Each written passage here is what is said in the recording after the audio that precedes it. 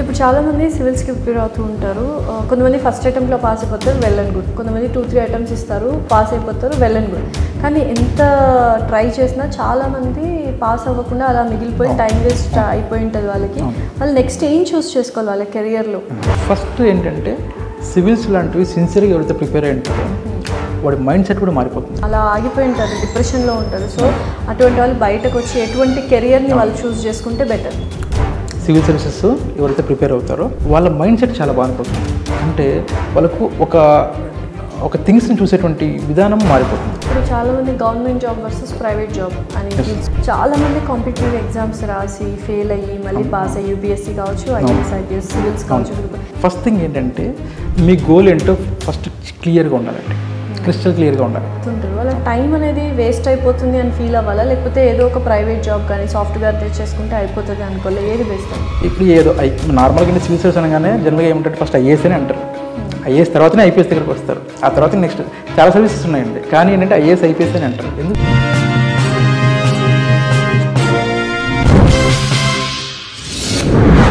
So మీరు అన్నట్టు course ఏదైనా చూస్ చేసుకోవచ్చు, మంచి కాలేజ్ మంచి కాలేజ్ చూస్ చేసుకుంటే మనకు గ్రో అవడానికి ఛాన్సెస్ ఉంటుంది. ఒకవేళ లేదు సార్ మాకు మంచి కాలేజ్ దొరకలేదు, మాకు ఆప్షన్, ఎందుకంటే అందరికీ ఆప్షన్స్ ఉండాలంటే ఉండదు కదా.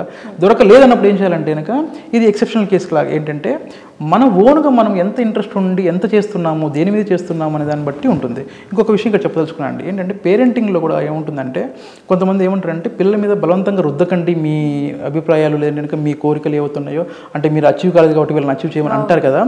అది యాక్చువల్గా నేను ఏమంటే దాన్ని పూర్తిగా నేను అగ్రీ చేయనండి. ఏంటంటే ఒక 10th క్లాస్ స్టూడెంట్ ఉన్నాను అనుకోండి, వాళ్ళ వయసు ఎంత ఉంటుందండి? 15 years ఉంటుంది.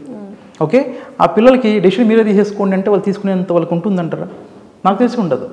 15 years పిల్లలకి నేను కెరీర్ డిసైడ్ చేసుకునేంత మెచ్యూరిటీ లెవెల్స్ ఉంటాయి. జనరేషన్ వాళ్ళకి లేదండి ఉండదండి. నేను చెప్తానండి. ఏంటంటే నేనేమంటానంటే ఫర్ ఎగ్జాంపుల్ ఒక టీనేజ్ స్టార్ట్ అయినప్పుడు పిల్లలకి వాళ్ళు ప్రపంచం ఏమైతే చూస్తారో అదే నిజం అనుకుంటారు. వాళ్ళు మన ప్రపంచాన్ని ఏమైతే చూస్తామో అదే నిజం అనుకుంటాం కదా.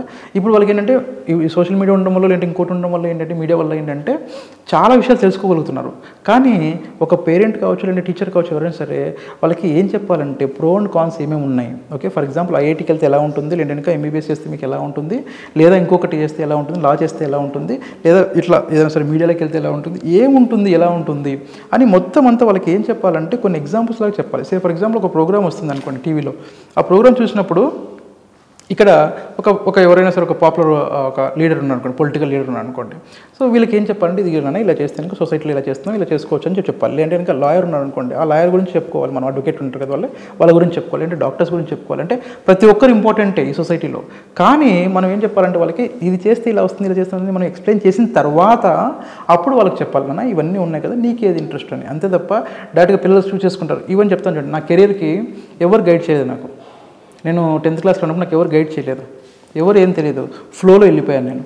నేనేమన్నా అంటే నాకు BA ఇస్తే నాకు చాలా బెస్ట్ అన్నాను. నేను BA నేర్చుకోవడానికి అని చెప్పేసి నేను వెళ్ళింది కార్పొరేట్ కాలేజ్ అండి. కార్పొరేట్ కాలేజ్కి వెళ్ళి నాకు BA ఉందని అడిగాను. నవ్వారు వాళ్ళు. నాకు నిజంగా అమాయకత్వం, నాకు ఏం తెలియదు, బావిలో కప్పలా ఉన్నాను నేను అప్పుడు. నాకు ఎవరు చెప్పలేరు. మా ఫాదర్ ఫార్మర్, ఓకే, మా మదర్ హోమ్ మేకర్, వాళ్ళకి ఎవరికీ తెలియదు. మాకు పెద్దవాళ్ళు కానీ ఎవరైనా చెప్పి ఇదో నువ్వు చదువుకున్నానా, ఇది చదివితే ఇలా వస్తుందని ఎవరు చెప్పలేదు. అవేర్నెస్ లేదు. అప్పటికి ఏంటంటే కనుక 98లో ఆ టైంలో నేను చదువుతున్నప్పటికీ నాకు ఈ ఇంటర్నెట్ లేదు, ఇవన్నీ ఏం తెలియదు, సోషల్ మీడియా లేదు, ఏం లేదు. ఎవరైనా పెద్దవాళ్ళు గైడ్ చేస్తేనే నాకు ఉండేది, లేదు నాకు ఎవరు గైడ్ చేయలేదు. కాబట్టి నాకేం తెలియదు.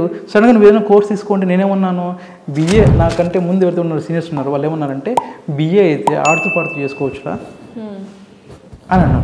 నాకు బయాలజీ నాకు ప్రాబ్లం ఏంటంటే నేను ఆ డయాగ్రామ్స్ ఏవైతున్నాయో రాయలేను, నేను ఇప్పటికీ వేయలేను. నేను డయాగ్రామ్స్ నాకు భయం కాబట్టి నాకు బయాలజీ వద్దు. మ్యాథమెటిక్స్ నాకు చాలా బాగా వస్తుంది, కానీ నేనేమనుకున్నా అంటే అంత ఎవరు కష్టపడతాడు, ఏదో BA అయితే టైంపాస్ చేసుకోవచ్చు కదా, కాలేజ్ లైఫ్ ఎంజాయ్ చేయొచ్చు కదా అనేటువంటి మైండ్ సెట్. అలా గైడ్ చేసే వాళ్ళు కావాలండి. గైడ్ చేస్తే ఈరోజు మీరు అన్నట్టు అన్నీ ఉన్నాయి మన దగ్గర, సింపుల్ అండి, మన దగ్గర అన్నీ ఉన్నాయి సోషల్ మీడియాలో. కానీ ఏది చూస్ చేసుకోవాలని మాత్రం కొంత గైడెన్స్ మాత్రం మనం ఇవ్వాల్సింది, పేరెంట్స్ కానీ టీచర్స్ కానీ కంపల్సరీ ఇవ్వాలి పిల్లలకి. ఇప్పుడు చాలామంది government job versus private job అని తీసుకున్నట్టయితే టాపిక్, చాలామంది కాంపిటేటివ్ ఎగ్జామ్స్ రాసి ఫెయిల్ అయ్యి మళ్ళీ పాస్ అయ్యి యూపీఎస్సీ కావచ్చు, ఐఏఎస్, ఐపీఎస్, సివిల్స్ కావచ్చు, గ్రూప్ ఇవన్నీ కూడా చాలా అటెంప్ట్స్ ఇస్తుంటారు. వాళ్ళ టైం అనేది వేస్ట్ అయిపోతుంది అని ఫీల్ అవ్వాలా, లేకపోతే ఏదో ఒక ప్రైవేట్ జాబ్ కానీ సాఫ్ట్వేర్ తెచ్చేసుకుంటే అయిపోతుంది అనుకోవాలి, ఏది బెస్ట్ అంటే? నేను రెండు చెప్తానండి. ఫస్ట్ థింగ్ ఏంటంటే మీ గోల్ ఏంటో ఫస్ట్ క్లియర్గా ఉండాలండి. క్రిస్టల్ క్లియర్గా ఉండాలి. ఫర్ ఎగ్జాంపుల్ ఇప్పుడు సివిల్ సర్వీసెస్ అనుకోండి, ఇప్పుడు ఏదో నార్మల్గా సివిల్ సర్వీస్ అనగానే జనరల్గా ఏమంటే ఫస్ట్ ఐఏఎస్ అని అంటారు. ఐఏఎస్ తర్వాతనే ఐపీఎస్ దగ్గరికి వస్తారు. ఆ తర్వాత నెక్స్ట్ చాలా సర్వీసెస్ ఉన్నాయండి, కానీ ఏంటంటే ఐఏఎస్ ఐపీఎస్ అని అంటారు. ఎందుకు తెలుసా అండి, ఈ పవర్ అనేది ఉంటుంది ఒకటి ఐఏఎస్కి ఐపీఎస్కి. మీరు ప్రొనౌన్స్ చేసినప్పుడు కూడా ఐఏఎస్ ఐపీఎస్ అన్నప్పుడు కూడా కొంచెం వేరేలా ఉంటుంది. ఏదో సినిమాలో జోక్ కూడా ఉంటుంది చూడ వెంకటేష్ గారిది, ఏంటంటే కనుక ఏం చేయాలనుకుంటే ఐఏఎస్ ఐపీఎస్ లాంటివి కాకుండా వేరే చేద్దామని సరదాగా చెప్తారు ఆయన. అలాగే ఐఏఎస్ ఐపీఎస్కి చాలా పవర్ ఉంటుంది. ఇప్పుడు ఏమనుకుంటామంటే ఎవరైనా సరే సొసైటీలో మనం పవర్ఫుల్గా తయారవ్వాలనుకుంటాం తప్ప పవర్లెస్గా తయారవ్వాలని ఎవరు అనుకోరు. ఓకే, ఈవెన్ డాక్టర్ ఎందుకు వెళ్తారంటే కనుక గౌరవం రెస్పెక్ట్ ఉంటుంది అక్కడ. ఓకే, ఒక డాక్టర్కి ఇచ్చిన రెస్పెక్ట్ వేరే వాళ్ళకి ఇవ్వరు కదా, కాబట్టి అలా అనుకుంటాం. సో ఇప్పుడు వాళ్ళకి ఏంటంటే మీ గోల్ ఏంటో క్లియర్గా చూసుకోండి. ఏంటి, నాకు పవర్ ఎక్సెస్ చేయాలి, నేను కొంచెం ఇది కావాలి, ఐఏఎస్ లాంటిది కావాలి, ఐపీఎస్ లాంటిది కావాలి అనుకున్నారనుకోండి, మీరు దానికోసమే చేయండి. 4 years 6 years మీకు ఎలిజిబిలిటీ. ఫర్ ఎగ్జాంపుల్ అంటే జనరల్ కేటగిరీకి ఒకలా ఉంటుంది, వేరే కేటగిరీస్కి ఒకలా ఉంటుంది. అంటే ఎలిజిబిలిటీ క్రైటీరియాస్ అటెంప్ట్స్ ఏవైతే ఉంటాయో అవి ఉంటాయి అనమాట. సో మీరు అన్నిసార్లు అటెంప్ట్ ఇవ్వండి, పర్లేదు, నాట్ అన్ ఇష్యూ. ఎంతవరకు టిల్ మీకు ఎలిజిబిలిటీ ఉన్నందుకు ఇవ్వండి. ఎప్పుడు మీ గోల్ అదే అవుతాయి, మీ గోల్ అదే అయిందనుకోండి, కంపల్సరీ దానికోసం పోరాడండి. అంతే తప్ప ఒక అటెంప్ట్ ఒకటి ఇచ్చిన తర్వాత మీ ఫ్రెండ్ ఎవరో వచ్చేసి అరే నాకు ఇప్పుడు ఆల్రెడీ ఐటీలో నాకు 20 lakhs ప్యాకేజ్ ఉంది, 20 LPA నేను ఓకే, నా లైఫ్ చాలా బాగుంది అంటే దానికి డివేట్ అవ్వకండి, అవసరం లేదు. ఎందుకంటున్నంటే ఇక్కడ మీరు ఆ 20 లక్షలు 30 లక్షలు ఇప్పుడు చూస్తే మీరు డివేట్ అయిపోతే కనుక రేపటి రోజు నువ్వు అనుకున్నటువంటి గోల్ పోలేవు. అప్పుడు ఏం చేస్తావు, మళ్ళీ ఇక్కడికి వస్తావు. ఇక్కడికి వచ్చిన తర్వాత రేపు ఏమనిపిస్తుంది, అరే అప్పుడు నేను సివిల్స్ చేసి ఉంటే బాగుండేది మళ్ళీ అనిపిస్తుంది. ఓకే అండి, ఈ డిస్ట్రాక్షన్స్ చాలా చోట్ల ఉంటాయండి, ప్రతి చోట ఉంటుంది. ఈవెన్ నేను ఒక చెప్తాను ఎగ్జాంపుల్. నేను చిన్నప్పుడు నేను స్కూలింగ్లో ఉన్నప్పుడు ఒక ఆయన ఏంటంటే అప్పుడు దుబాయ్కి వెళ్ళి వచ్చాడు. అప్పుడు దుబాయ్ క్రేజ్ అండి, మాది రాయలసీమ. అక్కడ ఏంటంటే ఎస్పెషల్లీ దుబాయ్, కువైట్ అవన్నీ సౌదీ అంటారు కదా, ఇక్కడ చాలా ఎక్కువ బాగా క్రేజ్ అనమాట. అక్కడికి వెళ్తాయి, అక్కడ వాళ్ళ లైఫ్ ఎలా ఉంటుందో మాకు తెలియదు, కానీ బట్ వాళ్ళు వచ్చేసరికి మాత్రం ఏంటంటే ఇక్కడ చాలా హై లెవెల్లో మొత్తం ఎక్కడ చూసినా అంత మొత్తం రింగ్స్ అని పెట్టి గోల్డ్ అంతా వేసేసుకొని చాలా హై లెవెల్లో ఉండేదన్నమాట. సో ఆయన వచ్చి చెప్పే ఏంటంటే దుబాయ్కి వెళ్ళేసి నేను బాగా సంపాదించాను అన్నట్టుగా చెప్పి కొంచెం చూపిస్తున్నాడు. అంటే జనరల్ చూపించడం అంటే అందరికీ మొత్తం అంతా. మేము పిల్లలుగా ఉన్నప్పుడు మాకేమనిపిస్తుంది, ఓకే ఇప్పుడు మా ఫాదర్ మాకు ఇంత రైస్ మిల్లు మాకు ఇంత రేంజ్ ఉన్నా కూడా మేము ఎప్పుడు గోల్డ్ రింగ్ పెట్టుకోలేదు మేము. ఓకే, ఆయన అక్కడికి దుబాయ్కి వెళ్ళేసి వచ్చేసి ఆయన ఏమో మొత్తం అంతా ఎక్కడ చూసినా మొత్తం గోల్డే ఉంది. అప్పుడు నాకేమనిపిస్తుందండి ఆ ఏజ్లో ఓకే నేను ఇప్పుడు దుబాయ్కి వెళ్తే నేను కూడా అలాగా రింగ్స్ చైన్స్ పెట్టుకుని బాగా హై లెవెల్లో ఉండొచ్చేమో బతకొచ్చేమో అని నాకు అనిపిస్తుంది. అది రియాలిటీ కాదు, నాకు తెలుస్తుంది, అది నాకు తెలియదు. నాకు అప్పుడు ఏమనిపిస్తుంది అంటే ఇది గొప్పగా అనిపిస్తుంది. నేను డిస్ట్రాక్ట్ అయ్యాను అనుకోండి అక్కడ, ఓకే నేను దుబాయ్కి వెళ్ళాలని చెప్పి ఇంకా ఆలోచించాను అనుకోండి, నేను అలా వెళ్ళిపోతాను, నేను చదువు మీద రాలేను నేను. ఓకే, అలాంటి డిస్ట్రాక్షన్స్ చాలా ఉంటాయండి. ఇలాంటి వాటి దగ్గరనే మనం చాలా జాగ్రత్తగా ఉండాలి. ప్లస్ మన పేరెంట్స్ కూడా లేదంటే కొంచెం పెద్దవాళ్ళు కూడా ఎవరైనా సరే గైడ్ చేయాలి వాళ్ళకి. ఏంటంటే నీ గోల్ ఏంటో క్రిస్టల్ క్లియర్గా పెట్టుకో, దానికోసమే చూడు. ఈ చుట్టుపక్కల నీ కజిన్స్ కావచ్చు, నీ ఫ్రెండ్స్ కావచ్చు, రిలేటివ్స్ కావచ్చు, ఎవరైనా సరే నేను ఇది అచీవ్ చేశాను అని చెప్పి అన్నప్పుడు నువ్వు దానికి డిస్ట్రాక్ట్ అవ్వకు. వాళ్ళు అచీవ్ చేసిన వాళ్ళ గోల్ అదే ఉండొచ్చు, నీ గోల్ అది కాదు. గవర్నమెంట్ జాబ్ అయితే గవర్నమెంట్ చేయి, లేదు నేను అంత సీరియస్గా లేని గవర్నమెంట్ నాకు ఏదైనా ఒకటే కానీ నాకు ఆప్షన్ ఉంది కాబట్టి నేను ట్రై చేస్తాను అన్న వాళ్ళకి ఏంటంటే ఏదో కొంతకాలం ట్రై చేయండి. మీ పరిస్థితులను బట్టి అన్నీ అందరికీ అనుకూలంగా ఉండవు. ఫర్ ఎగ్జాంపుల్ ప్రతి ఒక్కరికి డేలో 24 hours ఉంటే మీ డే వేరేలా ఉంటుంది, నా డే అందరికీ 24 hours కానీ డే వేరేలా ఉంటుంది. అలాగే ఎకనామికల్ సిచ్యువేషన్స్ చూసుకోవాలి, అన్నీ చూసుకోవాలి, ఫ్యామిలీ సిచ్యువేషన్ చూసుకొని వాళ్ళకి చేయాలని ఉన్నా కూడా కొన్ని పర్మిట్ చేయవు. అలాంటి వాళ్ళు ఏంటంటే తప్పదు, వాళ్ళు ఏంటంటే కొంత కాంప్రమైజ్ అవ్వచ్చు. కానీ మీరు అలా కాదు, మీకు సపోర్ట్ చేస్తుంది దేవుడు ఏదో ఇచ్చాడు మీకు అందరికీ తినడానికి ఉండడానికి ఏంది చదువుకోవడం. ఇవాళ ఏంటంటే ఒక కోచింగ్ ఇన్స్టిట్యూట్కి వెళ్ళకపోయినా కూడా వాళ్ళు సాధించవచ్చు. ఎలాగా మనకున్నటువంటి కంటెంట్ మొత్తం అంతా యూట్యూబ్లో ఉంది. అయితే ఇది ఎవరికంటే అండి అఫోర్డ్ చేయలేని వాళ్ళకి మాత్రమే. అఫోర్డ్ చేయగలిగిన కంపల్సరీ ఇన్స్టిట్యూట్కి వెళ్ళమని చెప్తాను. ఎనీ ఇన్స్టిట్యూట్ మీరు ఏదైనా సరే ఒకటి తీసుకోండి. ఎందుకంటే ప్రతి ఇన్స్టిట్యూట్లోనూ ఒక ట్రైనర్ ఉంటారు, ప్రతి ఒక్కరు వాళ్ళు మనకు గైడ్ చేస్తారు, ఎలాగ వెళ్ళాలి కరెక్ట్ పాత్ చెప్తారు. అది ఏదైనా సరే ఐటీ అయినా సరే నాన్ ఐటీ అయినా సరే మీరు సివిల్స్కి వెళ్ళినా ఏ గవర్నమెంట్ ఎగ్జామ్స్ దేనికి వెళ్ళినా కూడా ఒక ఇన్స్టిట్యూట్ని మీరు ఖచ్చితంగా అప్రోచ్ అవ్వండి. ఒక ట్రైనర్ని పట్టుకోండి ఎవరైనా సరే, వాళ్ళు ఇచ్చే గైడెన్స్ మీకు చాలా ఇంపార్టెంట్. దానివల్ల ఏమవుతుందంటే ఈ అబ్స్టకిల్స్ అన్నీ మొత్తం దూరం చేస్తారు వాళ్ళు సింప్లిఫై చేసి మీకు చాలా ఈజీగా ఎలా క్రాక్ చేయొచ్చు అని చూపిస్తారు. ఓకే, సో ఇప్పుడు చాలామంది సివిల్స్కి ప్రిపేర్ అవుతూ ఉంటారు. కొంతమంది ఫస్ట్ అటెంప్ట్లో పాస్ అయిపోతారు, వెల్ అండ్ గుడ్. కొంతమంది 2-3 attempts ఇస్తారు, పాస్ అయిపోతారు, వెల్ అండ్ గుడ్. కానీ ఎంత ట్రై చేసినా చాలామంది పాస్ అవ్వకుండా అలా మిగిలిపోయి టైం వేస్ట్ అయిపోయి ఉంటుంది వాళ్ళకి. వాళ్ళు నెక్స్ట్ ఏం చూస్ చేసుకోవాలి వాళ్ళ కెరియర్లో, అలా ఆగిపోయి ఉంటారు, డిప్రెషన్లో ఉంటారు. సో అటువంటి వాళ్ళు బయటకు వచ్చి ఎటువంటి కెరియర్ని వాళ్ళు చూస్ చేసుకుంటే బెటర్? ఫస్ట్ ఏంటంటే సివిల్స్ లాంటివి సిన్సియర్గా ఎవరైతే ప్రిపేర్ అయి ఉంటారో వాడి మైండ్ సెట్ కూడా మారిపోతుందండి. ఓకే, సివిల్ సర్వీసెస్ ఎవరైతే ప్రిపేర్ అవుతారో వాళ్ళ మైండ్ సెట్ చాలా మారిపోతుంది. అంటే వాళ్ళకు ఒక థింగ్స్ని చూసేటువంటి విధానం మారిపోతుంది. అయితే ఇక్కడ ఏంటంటే డిప్రెషన్ అనేది చాలామందికి వస్తుంది. ఎలా వస్తుందంటే ఇప్పుడు ఉన్నటువంటి పిల్లల మైండ్ సెట్ బట్టి వాళ్ళు ఏంటంటే ఒకటి అచీవ్ చేయలేకపోతే మేము లైఫ్లో ఇంకేం చేయలేకపోయాము అని కొంతమంది కొద్దిగా డిప్రెషన్లోకి వెళ్ళటము, కొంతమందికి సూసైడ్ టెండెన్సీస్ కూడా కొంతమంది ఉంటాయి. సో అది రాంగ్. కానీ ఏంటంటే వన్స్ అది అయిపోయిన తర్వాత మీకు గవర్నమెంట్ ఎగ్జామ్స్లోనే చాలా ఉన్నాయండి, దాని నెక్స్ట్ లెవెల్లో చాలా ఉన్నాయి. వాటిలో ఏదైనా సరే మీరు ట్రై చేయొచ్చు. ఓకే, సో ఈవెన్ మీరు సివిల్స్ రాస్తున్నప్పుడు కూడా ఏంటంటే కొంతమంది ఏం చేస్తారంటే సివిల్స్ అప్లై చేసినప్పుడు కూడా అటెంప్ట్ చేస్తున్నప్పుడు కూడా కొన్ని గవర్నమెంట్ ఎగ్జామ్స్ అటెంప్ట్ చేస్తారు, వాళ్ళకి జాబ్స్ కూడా వస్తాయి. ఓకే, కొంతమంది సిన్సియర్గా ఓన్లీ ఒకదాని మీదనే ఉంటారు. అదంతా అయిపోయిన తర్వాత ఏమంటారు, చివరికి ఏజ్ అంతా అయిపోయిన తర్వాత వాళ్ళకి క్రాక్ చేయలేనప్పుడు అప్పుడు బాధపడిపోయేసి మేము లైఫ్లో ఏం అచీవ్ చేయాలనుకుంటారు. మీరు అర్థం చేసుకోవాల్సిన విషయం ఏంటంటే ఎవరైనా సరే స్టూడెంట్స్ ఎవరైనా సరే ఆస్పిరెంట్స్ కానీ ఎవరైనా సివిల్స్ ఆస్పిరెంట్ కానీ ఎవరైనా సరే ఏం అర్థం చేసుకోవాలంటే పోస్టులు ఎన్ని ఉన్నాయి, ఎంతమంది అప్లై చేస్తున్నాం. ఫర్ ఎగ్జాంపుల్ 1000 పోస్టులు ఉంటే 10 lakhs మెంబర్స్ అప్లై చేస్తున్నాం, యావరేజ్ చెప్తున్నాను. ఓకే, చేస్తున్నాం. ఖచ్చితంగా మీరు చెక్ చేసుకుంటే 1% కూడా కాదు, నాట్ ఈవెన్ 1%. అంతే కదా. ఇప్పుడు 1000కి 1 lakh ఉంది అనుకోండి, పోస్ట్ 1 lakh మంది అప్లై చేశారు అనుకోండి, దానికి అంటే 1% అవుతుంది. మీరు 10 lakhs అంటే ఎంత అవుతుంది మీకు? నాట్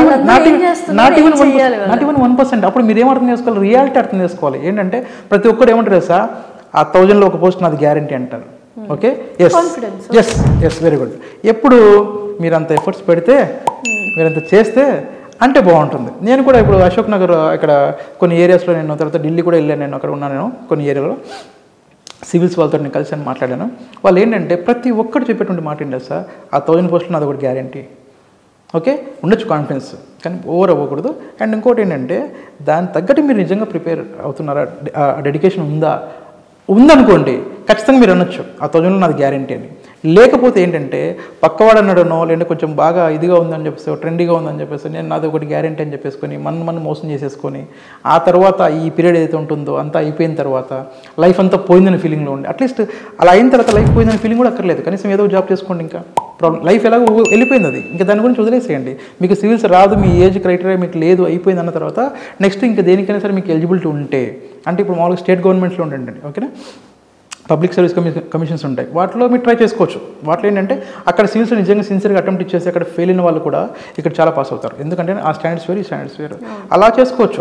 అట్లీస్ట్ ఏంటంటే అక్కడ కాకపోతే కనుక ఏ డెప్యూటీ కలెక్టర్ లేదంటే ఏదో ఒకటి గ్రూప్ 1 లాంటి ఆఫీసర్లు, గ్రూప్ 2 లాంటి ఆఫీసర్లు వాళ్ళు అవ్వచ్చు. అలా చేసుకోవచ్చు. ఇక ఇవేవి మాకు రాలేదనుకుంటే ఇంకా ఆల్టర్నేట్ తప్పదు, ఏదో ఒకటి ప్రైవేట్ జాబ్స్ కానీ లేదంటే బిజినెస్ కానీ చేసుకోవటమే అంతే. ఓకే, సో ఇప్పుడు చాలామంది యంగ్స్టర్స్ స్టార్టప్ కంపెనీస్ ఆంటర్‌ప్రెన్యూర్స్ అవ్వాలి అని చూస్తున్నారు. దానికి ఎలా ప్రిపేర్ అవ్వాలి, వాళ్ళ మైండ్ సెట్ ఎలా ఉంటుంది? సింపుల్ అండి. ఆంటర్‌ప్రెన్యూర్ ప్రతి ఒక్కరికి అంటే ఎలా ఉంటుందంటే నాకు నేను బాస్ అయితే బాగుంటుంది. ఇవాళ ఎలా ఉందంటే ట్రెండ్ ఎలా ఉందంటే మేబీ మీడియా ఎఫెక్ట్ వల్ల కూడా కావచ్చు, ఎలా ఉందంటే ప్రతి ఒక్కరు ఏమంటారంటే నీకు నువ్వే బాస్ ఏంటి 9 to 6 జాబులు చేస్తావు అని కొంచెం యాడ్స్ కూడా ఇస్తున్నారు. ఓకే, 9 to 6 జాబ్ చేయడం ఎందుకు, నువ్వు ఎంత ఏమంటావు దాన్ని హార్డ్ వర్క్ చేస్తున్నావు, గొర్రెలా కష్టపడుతున్నావు, అలా కష్టపడి అంటున్నారు. కానీ ఒకటి ఏంటంటే రియాలిటీ ఏంటంటే ఆంటర్‌ప్రెన్యూర్ కూడా మీరు చూస్తే సక్సెస్ రేట్ చాలా తక్కువ ఉంటుంది, చాలా తక్కువ ఉంటుంది. చెప్పినంత ఈజీగా ఉండదు అక్కడ చెప్పేస్తారు వాళ్ళు. ఎవరైనా సరే ఏంటంటే కెరీర్ కోచ్ కానీ ఎవరైనా సరే సింపుల్గా చేసుకొని అసలు ఎంటర్‌ప్రెన్యూర్గా అయితే నువ్వైతే చాలా బాగా సంపాదించవచ్చు అంటే, కానీ సక్సెస్ రేట్ చాలా తక్కువ ఉంటుంది. నిజంగా మీకు అది ప్యాషన్ ఉండాలి ఫస్ట్ థింగ్. రెండోది ప్యాషన్ ఉంటే సరిపోదు, దానికి తగ్గట్టు మన దగ్గర స్కిల్ ఉందా లేదా అది కూడా చూసుకోవాలి. ఆ తర్వాత మనం అఫోర్డ్ చేయగలమా లేదా. ఒక కంపెనీ లాంటి స్టార్ట్ చేస్తే ఏదైనా సరే మేబీ ఫస్ట్ 2-3 years వరకు లేదంటే ఫ్యూ ఇయర్స్ వరకు మనకు రెవెన్యూ జనరేట్ అవ్వకపోతే మనము సర్వైవ్ కాగలమా లేదా. ఒకవేళ నేను ఎంప్లాయీని తీసుకుంటే వాళ్ళకి నేను శాలరీస్ ఇవ్వగలనా లేదా, నా ఆఫీస్ మెయింటైన్ చేయగలలేదా అనేటువంటి కొన్ని రియాలిటీ చెక్స్ ఉంటాయి. ఓకే, కొన్ని మిత్స్ ఉంటాయి, కొన్ని రియాలిటీ చెక్స్ ఉంటాయి. ఫర్ ఎగ్జాంపుల్ ఏంటంటే అప్పుడెప్పుడు ఏమంటారంటే ఈయన doctor APJ Abdul Kalam sir చెప్పారు, కళలు కనండి దాన్ని సాకారం చేసుకోండి అన్నారని చెప్పేసి.